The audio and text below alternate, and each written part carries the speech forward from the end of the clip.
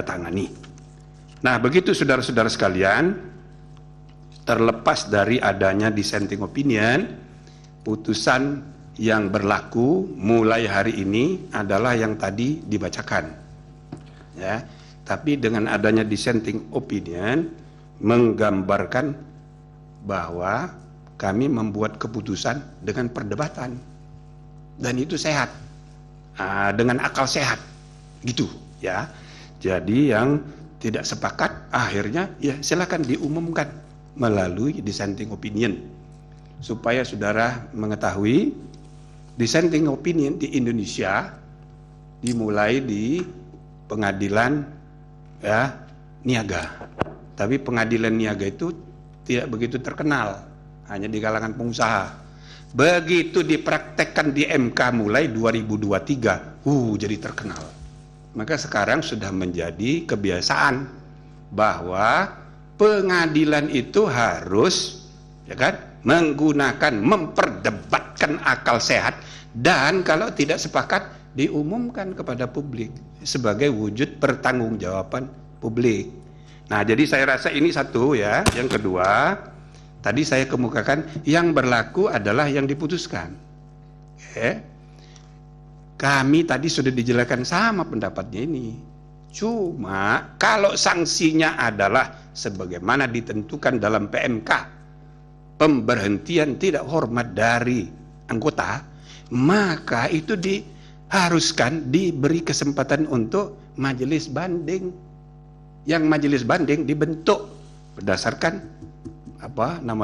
PMK itu, ya kan? Nah, membuat putusan majelis kehormatan tidak pasti, sedangkan kita sedang menghadapi ya proses persiapan pemilihan umum yang sudah dekat.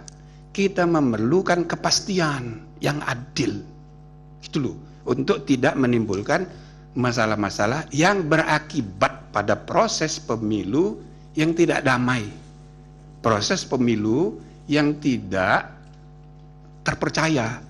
Nah, untuk itulah kami memutuskan berhenti dari ketua sehingga ketentuan mengenai majelis banding tidak berlaku. Karena dia tidak berlaku, maka putusan MK yang dibacakan hari ini mulai berlaku hari ini, dan dalam 2 kali 24 jam harus sudah diadakan pemilihan. Gitu ya. Udah ada. Gak usah keras-keras tepuk tangannya, dalam hati aja. Nah, jadi saudara-saudara sekalian, inilah putusan ya, mudah-mudahan ya dilaksanakan, dihormati sebagaimana mestinya, dan tidak ada alasan untuk tidak menghormatinya, karena ini majelis kehormatan yang dibentuk secara resmi berdasarkan undang-undang yang implementasinya diatur dalam PMK. Namun sebagaimana tadi kami sudah bacakan, salah satu rekomendasi terakhir yang kita sarankan kepada MK ke depan, sebaiknya PMK-nya diperbaiki. Tidak usah ada banding-banding segala itu. Kalau memang diperlukan, ya diatur di undang-undang supaya tidak jeruk makan jeruk. Prinsipnya jeruk tidak boleh makan jeruk. Gitu. Jadi itu saudara-saudara sekalian, mudah-mudahan sudah cukup ya. Terakhir, kami berharap mudah-mudahan ya bisa diterima dan bisa memberi kepastian bahwa aturan main sudah selesai dengan putusan MK, dan kemudian sudah dilaksanakan sebagaimana mestinya oleh penyelenggara pemilu. Meskipun kenapa kami sebut secara khusus permohonan dari BEM, bukan BEM ya, mahasiswa Fakultas Hukum Universitas Unsia, yang mengajukan permohonan judicial review PUU yang sudah diregistrasi nomor 141, dia menguji undang-undang yang sudah mengalami perubahan karena putusan MK, dan itu boleh diuji, dan pemohon itu sudah menguji dan sudah diregistrasi nomornya 141 gitu. Jadi sesudah diregistrasi harus disidang, dan ya pada saat disidang nanti para pemohon boleh menggunakan ketentuan pasal 17 ayat 1 Undang-Undang Pokok Kekuasaan Kehakiman 48 tahun 2009, hak ingkar. Nah, hak ingkar terkait dengan putusan MK ini, di mana hakim terlapor yang sudah diberi sanksi tidak boleh mengikuti penanganan perkara itu. Berarti hakimnya cuma 4. Maka ada peluang untuk terjadinya perubahan. Tapi bukan oleh MK, melainkan oleh MK sendiri. Supaya orang tidak menganggap MK itu Mahkamah Konstitusinya MK. Nah, jadi di atas MK. Nah, itu tidak benar juga. Biarlah putusan MK diubah oleh MK sendiri melalui mekanisme yang tersedia. Jadi itu saya, makanya kita memberi apresiasi kepada mahasiswa ini, ya kan? Ini jadi mudah-mudahan para lawyer ini pada tersinggung semua ini dengan inisiatif mahasiswa ini, kreatif dia, dan itu boleh. Nah, namun tentu saja permainan sudah jalan. Aturan main kalau misalnya diubah melalui putusan MK berlaku untuk pertandingan berikutnya 2029. Kalau yang sekarang ini sudah jalan pertandingannya. Nah, ini perlu saya sampaikan untuk ya biar ada kepastian. Gitu loh. Nah, kalau para pakar analisanya macam-macam kan. Tidak apa-apa, cuma untuk menimbulkan kepastian, membimbing bangsa kita gitu ya.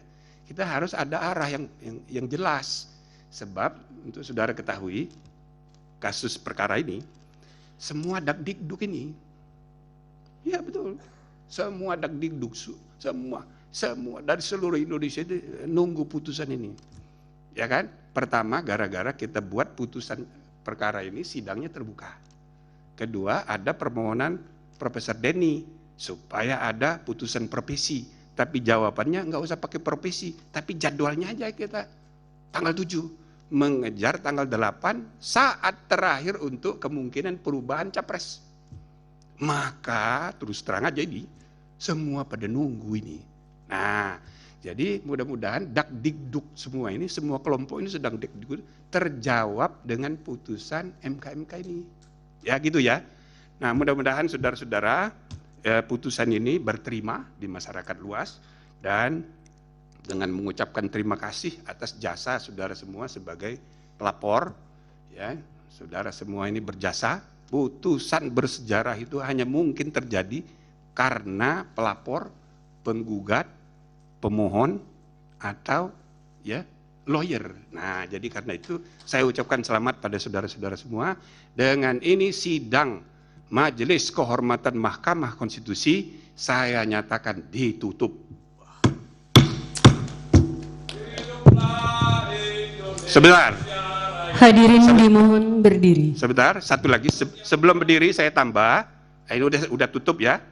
Nah, jadi saya ingin staf menyiapkan putusan, naskah putusan akan kita berikan kepada para pihak simbolik hari ini juga.